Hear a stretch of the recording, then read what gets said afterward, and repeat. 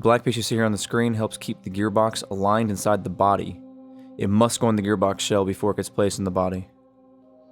The next piece here is the actual little gear mechanism that attaches the little other gear to the actual selector plate on the body. It needs to be placed in semi-auto, and the lines here drawn are the direction it should be facing when laid on the gearbox.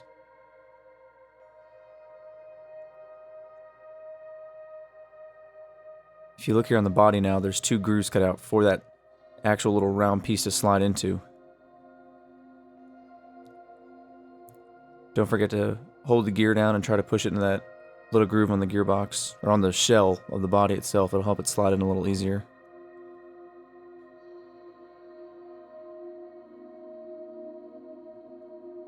Make sure you got everything snug and fitting nice and tight on.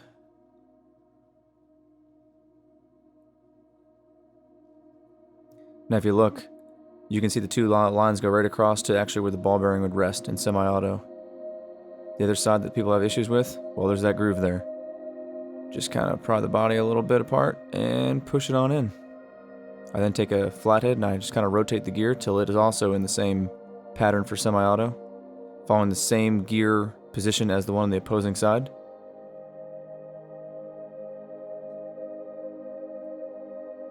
As you can see, it's still aligned. Now you grab the little piece that goes on there that the actual selector itself will bolt onto. Be sure when tightening this to kind of hold it. If you don't hold the gear and just go to tighten it, once it gets tight, it'll end up moving the selector.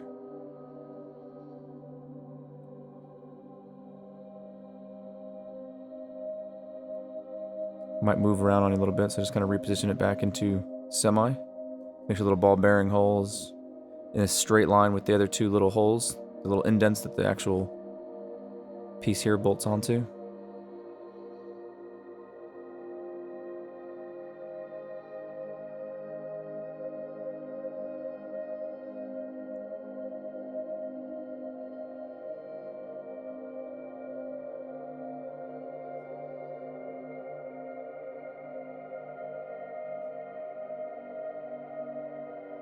After that's on, place the ball bearing on the center groove, which is for semi-auto. As you can see, it's pointed at the 1.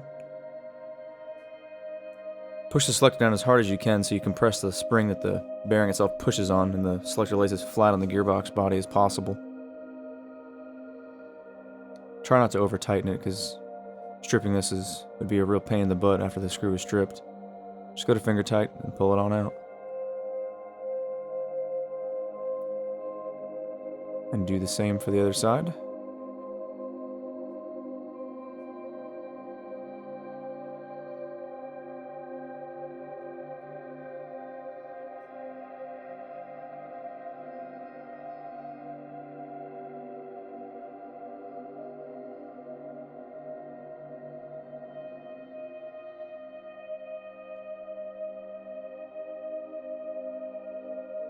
If that's complete, selector works.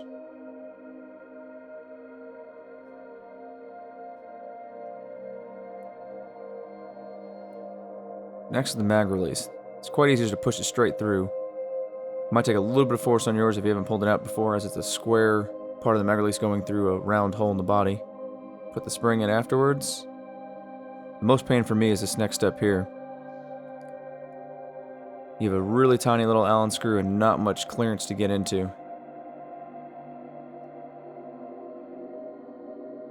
As you can see, there's a little cutout for the Allen screw, and it's actually going to screw into the other end of the mag release, but you got to push this part of the mag release almost so your finger's flush with the cutouts on the body. It's a pretty tight fit, so be sure to, when you tighten it, to do a little test on it to make sure you actually got the Allen screw screwed in.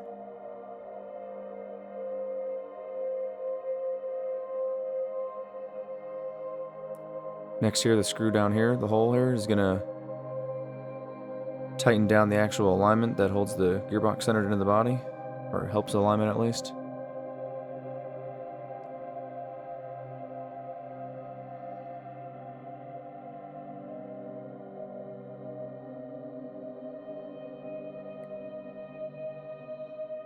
After that, you got the back screw. Unlike M4s, we don't have actually a buffer tube screw, so there's a little spacer here that goes in between the gearbox and the back mating bracket. Slide that in between and put your screw in.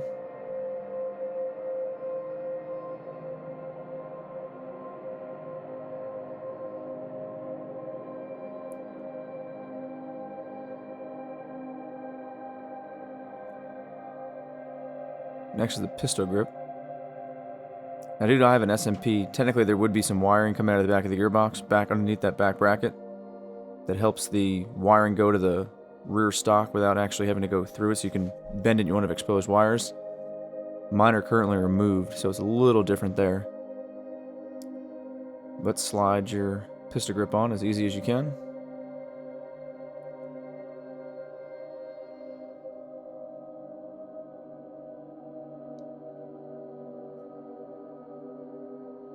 Now, it's going to be kind of hard to see here, but just like your typical AEGs, there's 2 Phillips head screws that go down inside the body. Some have 4.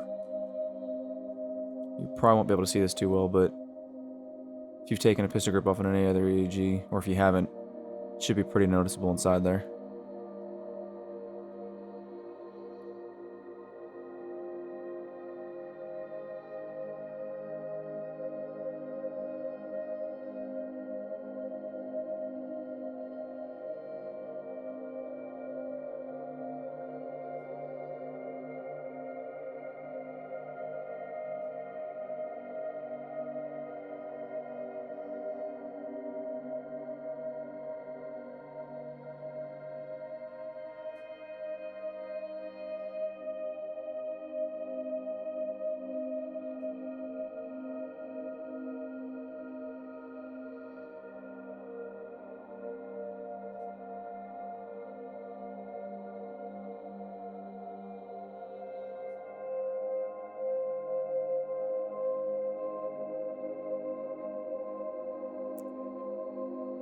So as you see, the hop-up itself is still loose.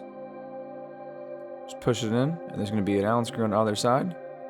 Just tighten it till the Allen screw's a little past flush on the outside of this. If you tighten it too much, it's actually going to grab onto the hop-up, which you don't want it to do. It should, after you've tightened in 2 screws a little bit, you'll notice here the hop-up itself still goes in and out with a little bit of spring pressure. It's not being held in by those screws. On the upper receiver, you've got a cutout there that'll allow that to slide into.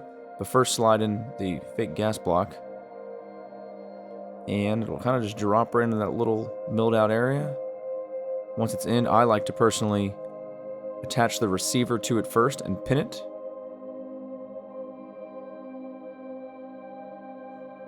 It's a little easier sometimes for me standing it up versus laying it down, just to get everything in alignment. Once it's tightened, you'll have 3 screws on either side. I like to tighten the top 2 first, 1 on each side.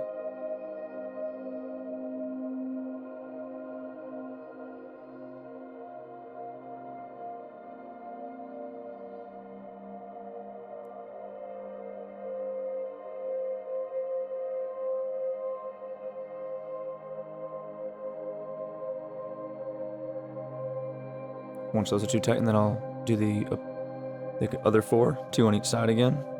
Again, just make them hand tight. You don't got to go crazy with it.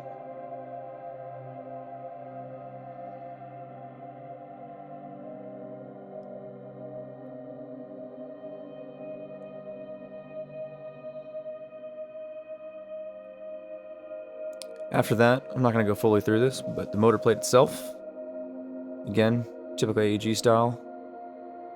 It's got your 2 screws in it. So here I'll just tuck in the rest of my wires just to show you real quick, but in theory you'd have a motor or whatever your situation is. Install that, lay the motor grip on top, and you'll have your 2 screws that you would just put in the 2 holes you see above. After that, back together. Hope this helped for a basic reassembly of a VFC SCAR. If you have any questions, comments, or concerns, post them below. Thanks for watching.